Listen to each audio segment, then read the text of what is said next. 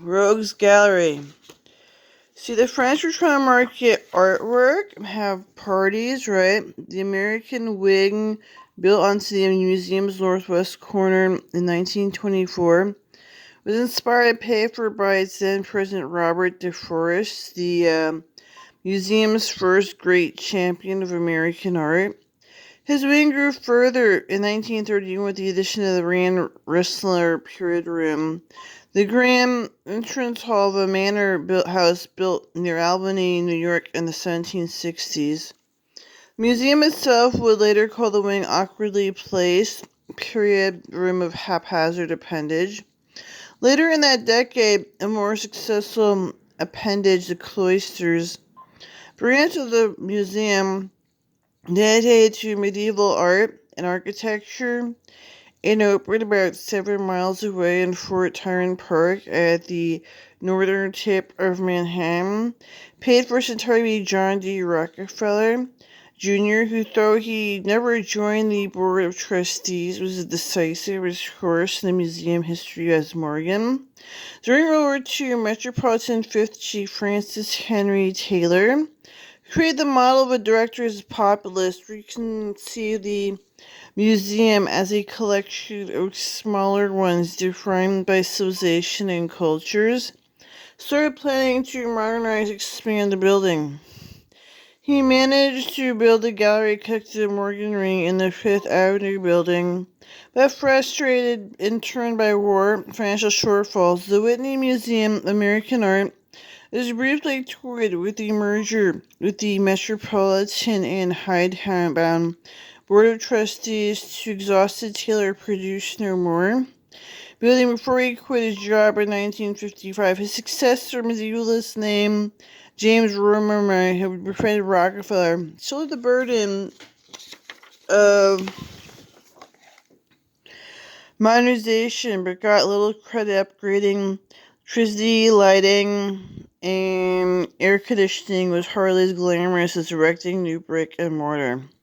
By September 1967, after New York City long year odds the museum refused to pay for any new buildings until a comprehensive master plan was created. Tom Irving commissioned from young firm of Kevin Roche, John Dinkeloo and Associates. Unveiled in 1970 during the museum's 18th centennial celebration, proved to be controversial as ambitious Roche's Parkside Wings, Temple of Denver on the north, and modern European art galleries in Lemon Pavilion out to the west. Michael Rockefeller Primitive Art Wing on the south, all wrapped in glass and limestone, weren't completed until 1982. So they had all this room. They want to make money like the last guy. They're still trying to collect artwork and make money. They still tried to. So they were scumbags for doing that. They were still trying to collect artwork and be making artwork and have collection of artwork. They still to this day try to, but they were called scumbags, right?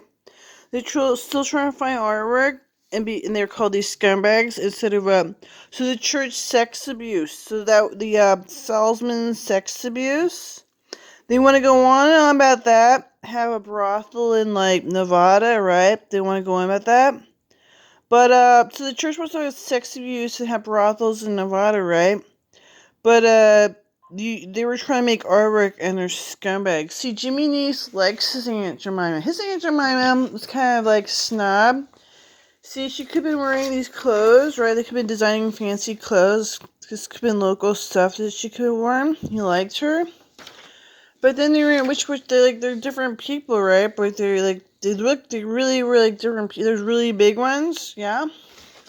So he likes his Aunt Jemimas, but they're like said they're horribly abused. It was terrible. I know. Terrible, I don't know. Here's the Aunt Jemimas. Jimmy Neese's family had Aunt Jemimas they're snobby Aunt Jemimas with their local furs. I don't know. They're so abusive to him anyway. See, this could have been like lace. They could have pearls. This could have been silk with lace. They could have had local silk. They could have had lace. But, I don't know.